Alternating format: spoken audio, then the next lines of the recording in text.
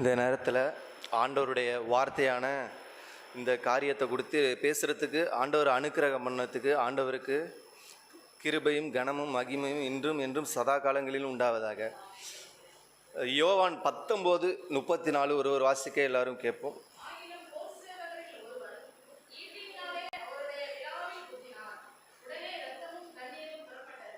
இந்த வார்த்தையை நான் தியானிக்கும் போது ஹிஸ்டாரிக்கலாக சரி, சயின்ஸு பிரகாரமாக சரி, பல விஷயங்கள் எனக்கு கிடச்சிச்சு. அந்த விஷயம் எனக்கு புரோஜனமாக இருந்துச்சு. அந்த விஷயத்தை நான் உங்கள் கூட ஷேர் பண்ணுறப்ப அது உங்களுக்கு புரோஜனமாக இருக்குன்றத நான் விசுவாசிக்கிறேன்.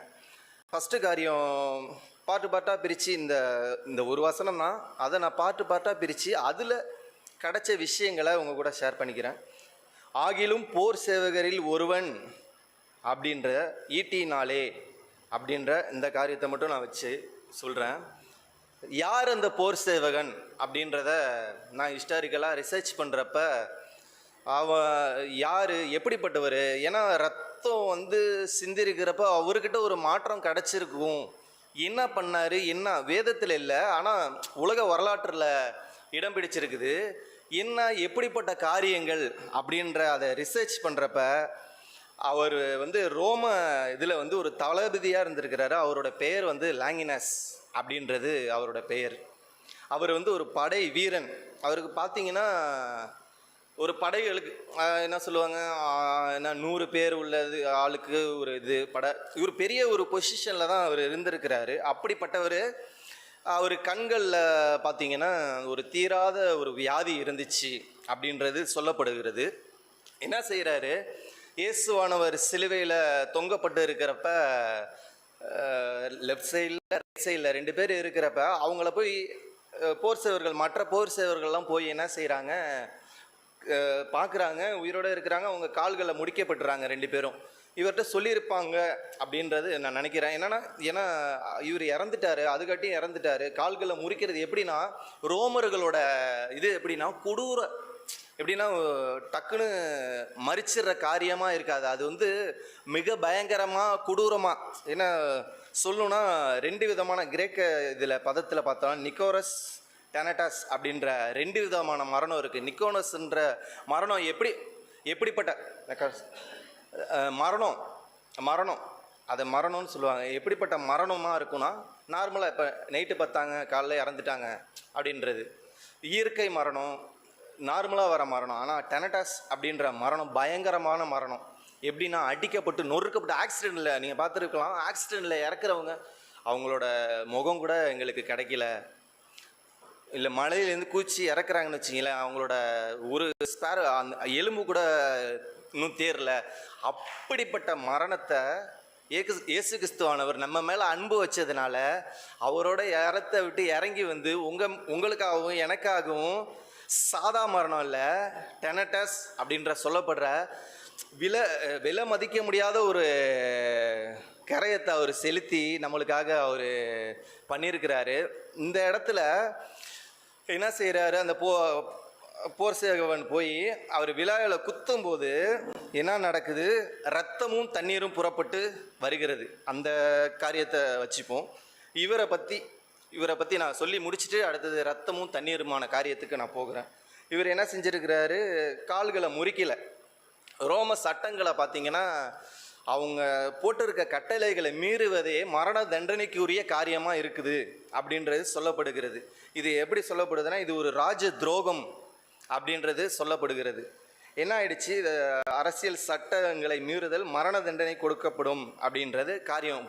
இப்படிப்பட்ட காரியத்தில் அவர் கால்களை முறிக்கல.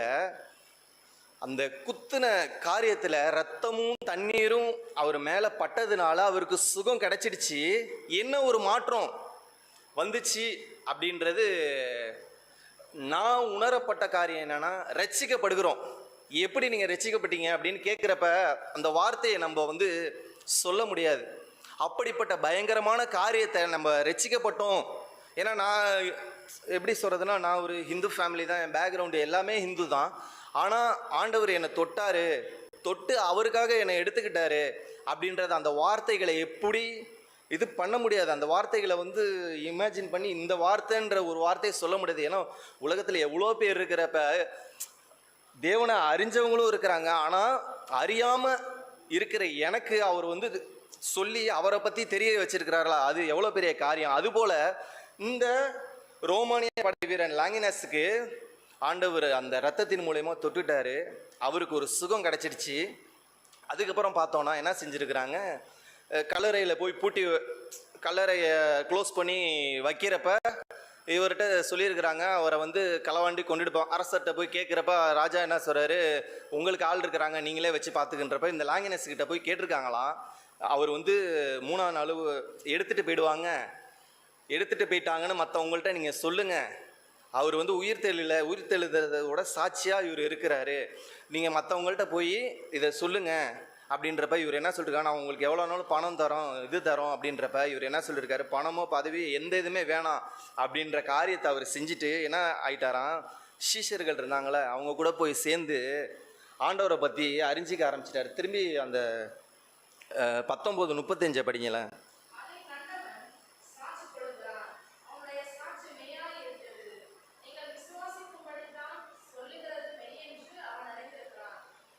இங்கே பார்த்தீங்கன்னா யோவான் வந்து மென்ஷன் பண்ணுறது இவரை மென்ஷன் பண்ணி காட்டுறாரு பாருங்க. அவர் அந்த சீஷர்கள் கூட போய் ஆண்டவரை பற்றி அறிஞ்சிக்கிட்டு யூதேயா தேசத்தை விட்டு கபடோசியா என்று துருக்கியில் ஒரு பகுதியில் போய் ஆண்டவரை பற்றி சுவிசேஷமாக சொல்ல ஆரம்பிச்சிட்டாரு. அவர் யூஸ் பண்ணார்ல அந்த ஈட்டி, அந்த காலத்தில் உள்ள ராஜாக்கள் அதன் மூலயமா சுகம் கிடைக்கிது, ராஜா ஆளுமை கிடைக்கிது அப்படின்னு சொல்லிட்டு அந்த ஈட்டியை தேடிலாம் அலைஞ்ச காரியங்கள்லாம் இருக்குதான்.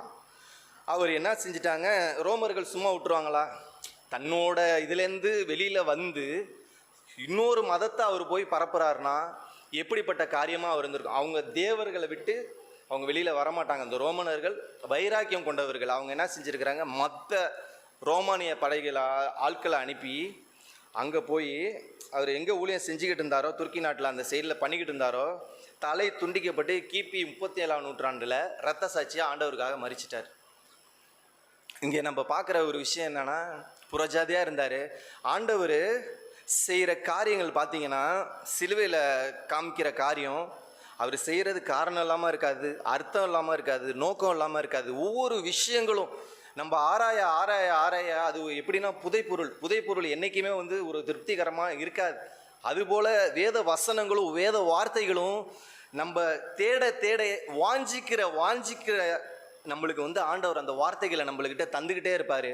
நம்ம எவ்வளோ அதை தேடுறோமோ பிரயாசப்படுகிறோமோ அந்த நேரத்தில் நம்மளுக்கு அந்த வார்த்தைகள் கொடுப்பார். இவர் புறஜாதியானவர், சுவிசேஷத்தை பரப்பினார், இரத்த சாட்சியாக மரித்தார். அதுபோல் நம்ம இருக்கிறோமா, இவ்வளோ நாள் இவ்வளோ காலங்கள் நம்ம சபைக்கு வரோம், எல்லாம் செய்கிறோம், போகிறோம், வரோம். ஆனால் ஆண்டவரை பற்றி மற்றவங்களுக்கு சொல்கிறதுக்கு இன்னும் நம்மள்கிட்ட உள்ள வெக்கங்களோ அந்த காரியங்களோ நம்மளை விட்டு ஒளிஞ்சிருக்குதா, போயிருக்குதா? வைராக்கியம், அந்த வைராக்கியம் நம்மள்கிட்ட இருக்குதா? நம்ம நிதானித்து பார்ப்போம். அடுத்தபடியாக நான் சொன்ன காரியம் வந்து அவருடைய விழாவிலே குத்தினான், ஈட்டினாலே அவருடைய விழாவிலே குத்தினான். அந்த விழா காரியத்தை நான் 2 விதமாக எடுத்தேன். என்னென்னா, ஃபஸ்ட்டு பார்த்தீங்கன்னா இவர் விழாவில் குத்தினோன்னே தண்ணீரும் ரத்தமும் வந்துச்சு அப்படின்ற காரியத்தை வச்சுப்போம். இன்னொன்று, இதே விழா சம்பவம் ஆதியாகமத்தில் நடந்திருக்கு. எங்கே நடந்திருக்கு? ஆதாமோட விழாவை எடுத்து அதை என்ன செஞ்சார், மனைவியா ஏவாளா உருவாக்குனாரு அப்படின்ற காரியத்தோட மிங்கிள் பண்ணி பார்ப்போம். என்ன காரியம்னா, அவனை எதுலேருந்து உருவாக்குறாரு, மண்ணுனால் உருவாக்கி ஆதாமும் இயேசு கிறிஸ்துவும் மாத்திரம்தான் எந்த ஒரு எப்படி சொல்கிறது, இயற்கையாக தேவனால் உருவாக்கப்பட்டவர்கள். நம்ம எல்லாருமே அந்த அணுக்கள் மூலயமா, ஆதாம் அணுக்கள் மூலயமா தான் நம்ம அது உருவாகியிருக்கோம். இயேசு கிறிஸ்துவானவர் வந்து ஆயுள் நிலையிடப்பட்டு அணுக்களாக உருவானார். அதுபோல் இந்த 2 காரியத்தை அவர் வந்து முந்தின ஆதாம், இவர் வந்து பிந்தின, நம்ம இயேசு கிறிஸ்து பிந்தின ஆதாம் அப்படின்றத நம்ம இடத்துல பார்க்குறோம். இந்த காரியத்தை அப்படியே வச்சுப்போம். அடுத்தது ரத்தத்தை பற்றி நான் தியானித்தேன். ரத்தத்தை பற்றி தியானிக்கிறப்ப ஒரு சில விஷயங்கள் நான் தியானிக்கிறப்ப இங்கே அநேக பெண்கள் அவங்களுக்கு தெரிஞ்சிருக்கலாம், இருந்தாலும் நான் சொல்லுகிறேன். என்னென்னா, குழந்தை வயிற்றில் இருக்குதுல்ல, அப்போ அந்த குழந்தைக்கு உள்ள ஆகாரங்களை கொண்டு செல்கிறது வந்து தொப்புள் கொடியிலேருந்து போகும். ரத்தத்தின் மூலயமா தான் உங்களுக்கு ஆக்சிஜனோ உணவோ எல்லாம் கிடைக்குதான். அந்த ரத்தத்தை பற்றி தியானிக்கிறப்ப இந்த விஷயங்கள். அடுத்து பாருங்க, 1 பேதுரு 1:19 படிங்களேன்.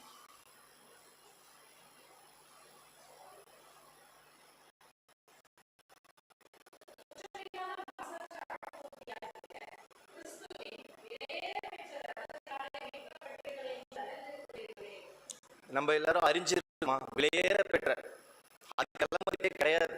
எந்த ஒரு விலை மதிப்புமே அவரோட ரத்தத்துக்கு கிடையாது. நம்மளோட பாவத்துக்காக விலையேற பெற்ற ரத்தம். ரத்தம் எப்படிப்பட்ட ரத்தமா இருக்குது? விலையேற பெற்ற ரத்தமா இருக்குது. அடுத்து ரோமர் 5:8-9 படிப்போம்.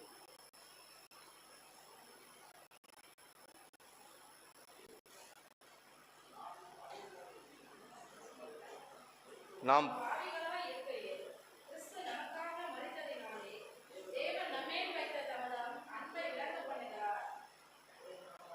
அப்படியா?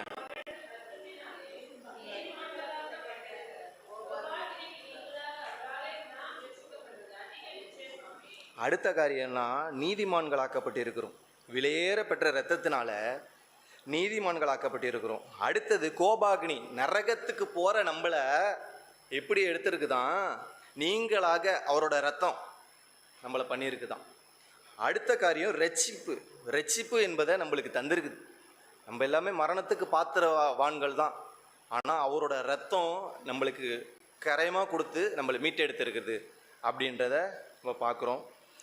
அடுத்தபடியாக இந்த ரத்தம் இப்போ சிலுவையில் அவர் சிந்துறதுக்கு முன்னாடியே அவர் ரத்தம் சிந்த ஆரம்பிச்சிட்டாரு. எப்படின்னா லேவியராகமம் 14, இதை நீங்கள் வீட்டில் வாசிங்க. 14, 15, 16, 15, 16 அது 3 இருக்கும். 7 வாட்டி ரத்தத்தை போய் ஆசாரியர்கள் வந்து தெளிப்பாங்க அப்படின்ற அந்த காரியம் இருக்குது.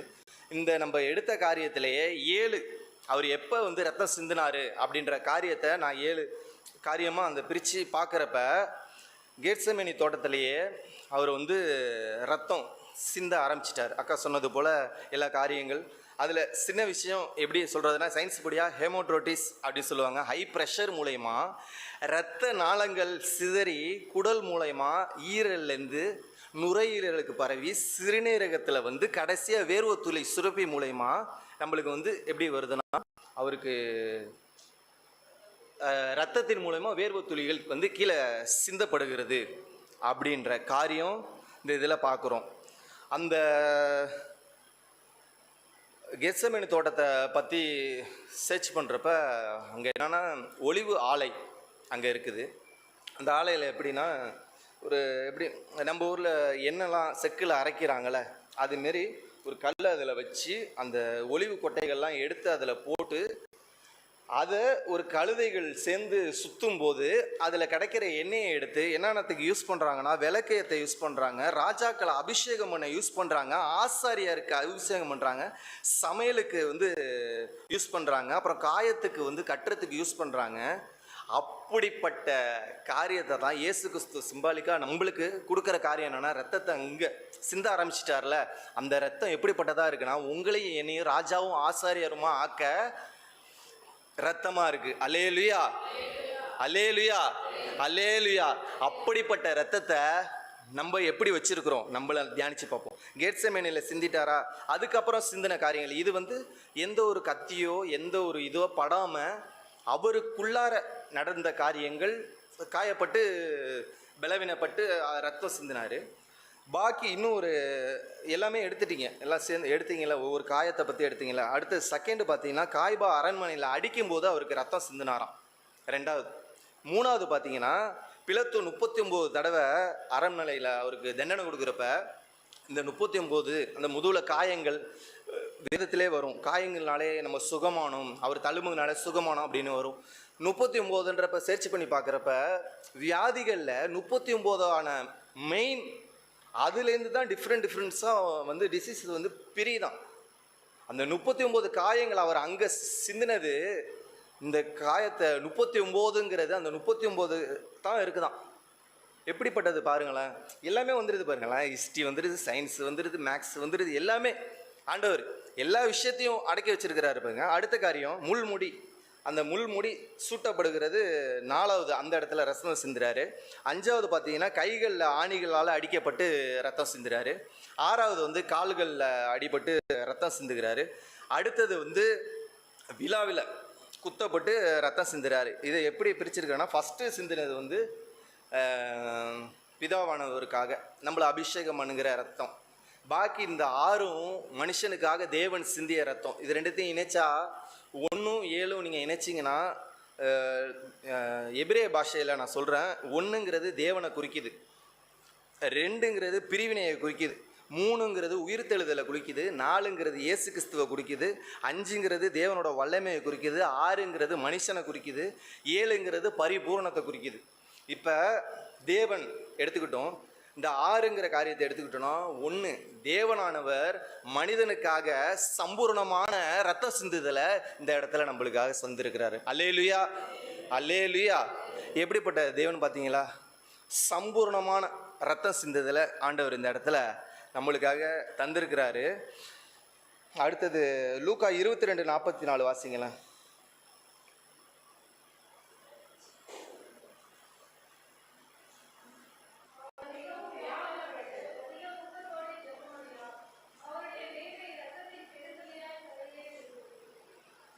இது ஏன் நான் திரும்பி திரும்பி வாசிக்கிறேன்னா, யோசிச்சு பாருங்களேன். என் ஃப்ரெண்டு அதான் பிரகாஷுக்கிட்ட ஒரு வாட்டி சொன்னார், சிறையில் கைதியாக இருக்கிறாங்கள அவங்களுக்கு வந்து மரண தண்டனைன்னு ஒரு இது குறித்து கொடுத்துருவாங்களாம். குறித்து கொடுத்தோன்னே இந்த நாளில் அவர் இறக்க போகிறாரு, இந்த நாளில் அவர் வந்து இறக்க போகிறாரு அப்படின்ற காரியத்தை அவர்கிட்ட சொன்னோன்னே பித்து பிடிச்ச மாதிரி சாப்பிட மாட்டாங்களாம், யாரையும் பார்க்க மாட்டாங்களாம், யார் எதுவுமே அவங்கள்ட்டேருந்து உடம்புல நடக்கிறதா இருக்கட்டும், வெளியில் நடக்கிற அவங்களோட காரியங்களாக இருக்கட்டும், எந்த காரியங்களும் ஒரு நார்மல் பர்சனுக்கு உள்ள மாதிரி இருக்காதான். அப்நார்மலாக அவங்கள இது பண்ணி தன்னோட பாவத்தை உணர்ந்து, என்ன இது வரைக்கும் நம்ம என்ன செஞ்சுருக்கோம், என்னத்துக்கு நம்ம இங்கே வந்தோம், ஏன் இப்படின்னு சொல்லிட்டு அவங்களே அவங்க திரும்பி திரும்பி திரும்பி இது பண்ணுறப்ப எப்படி கிடைக்குமோ அதை விட தாண்டி நம்ம இயேசு கிறிஸ்துவானவர் உங்களுக்காகவும் எனக்காகவும் அவர் வந்து சிலுவையில் அந்த அந்த கெத்செமனி தோட்டத்தில் அவர் வந்து வேவுகொள்ளப்பட்டது வந்து அவர் தான் படைச்சார், எல்லாத்தையுமே படைச்சார், எல்லாத்தையுமே செஞ்சார், அவருக்காக தான் எல்லாமே. ஆனால் மனுஷன்ட்ட எல்லாத்தையும் கொடுத்து நீ பார்த்துக்கோ, நீ மட்டும் எனக்கு வேணும் அப்படின்னு தேவன் சொல்லிட்டாரு. ஆனால் அந்த மனுஷன் அவரை நிர்வாணப்படுத்தி அவமானப்படுத்தி சிலுவையில் அடித்து துப்பி கேவலப்படுத்தி கொல்லும்போது அதை நினச்சி பார்க்குறப்ப அவர் மனசு எவ்வளோ வேதனைப்படும். அக்கா சொன்னது போல் பின்னாடி ரட்சிக்கப்படுறாங்களா, அடுத்து வராங்களா, அது இதுவும் எப்படிப்பட்ட வேதனைகளாக அவர் எல்லாத்தையும் மறக்கலான்னு பார்த்தாலும் அவரால் மறக்க முடியாது. ஏன்னா அவர் சர்வ வல்ல தேவன். நடக்கிறது, நடக்க போகிறது, நடந்துக்கிட்டு இருக்கிறது எல்லாமே அவருக்கு தெரியும். அப்படிப்பட்ட தேவனுக்கு நம்ம வந்து மகிமை செலுத்துவோம். இந்த நேரத்தில் இந்த வார்த்தைகளை எனக்கு தந்ததுக்கு ரொம்ப நன்றி. கடைசியாக அந்த காரியத்தை நான் சொன்னேன், ஆதாம்